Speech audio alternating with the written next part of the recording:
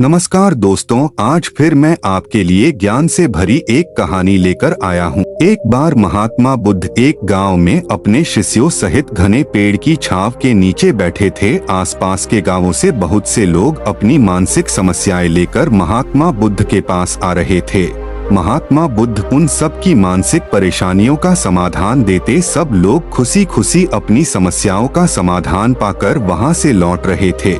वहीं से कुछ दूर बैठा लोगों को बुद्ध के पास जाते देख एक दुखी भिखारी अपने भाग्य को कोसता हुआ यही सोचने लगा कि अभी कुछ देर पहले तो ये लोग दुखी मन से मुंह लटकाए उन महात्मा के पास गए थे और अब इतना खुश होकर कैसे वापस लौट रहे हैं।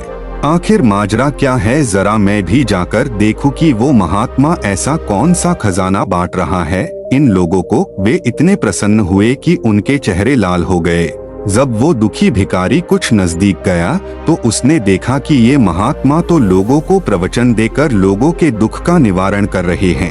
यह देखकर भिखारी के मन में भी तीव्र इच्छा हुई कि क्यों न मैं भी इन महात्मा को अपना दुख बताऊं, मुझे भी अपने दुख का समाधान अवश्य मिलेगा। बस फिर क्या था, समाधान पाने की लालसा लिए भिखारी महात्मा बुद्ध के सामने पहुंचा और हाथ जोड़कर प्रणाम करते हुए बोला, हे महात्मा बुद्ध, मैं भी लोगों की मदद करना चाहता हूँ। मुझे लोगों की मदद करने की बहुत इच्छा है, लेकिन मैं कैसे मदद कर सकता हूँ?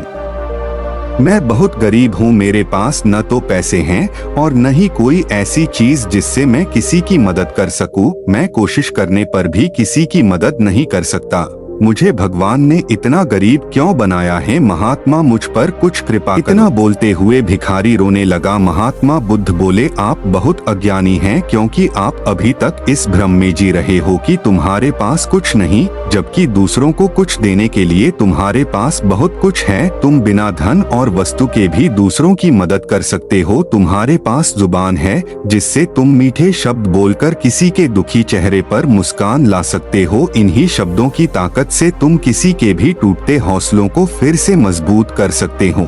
इन शब्दों की शक्ति से आप किसी के भी मन में सकारात्मक विचारधारा के बीज बो सकते हैं और उसे गलत रास्ते पर जाने से रोक सकते हैं। तुम्हारे दो हाथों से किसी भी कमजोर या लाचार व्यक्ति की सहायता कर सकते हो। आपके दो आंखें किसी अंधे को रास्ता दिखा सकते हैं। तुम किसी के लिए दुआ कर सकते हो। यह हो सकता है कि उनके बुरे काम फिर से हो जाएं। आप किसी के अच्छे स्वास्थ्य की कामना कर सकते हैं, लेकिन अज्ञानतावश तुम अब तक इस बात को समझ नहीं पाए और इस भ्रम में अब तक जीते रहे कि तुम्हारे पास मदद करने के लिए कुछ नहीं। किसी की मदद करने के लिए धन और वस्तु का होना अनिवार्य नहीं है। बिना धन और वस्तु के भी हम कई प्रकार से लोगों की मदद कर सकते हैं।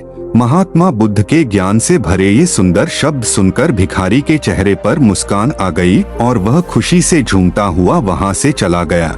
दोस्तों, महात्मा बुद्ध की इन बातों से बहुत कुछ सीखा गया।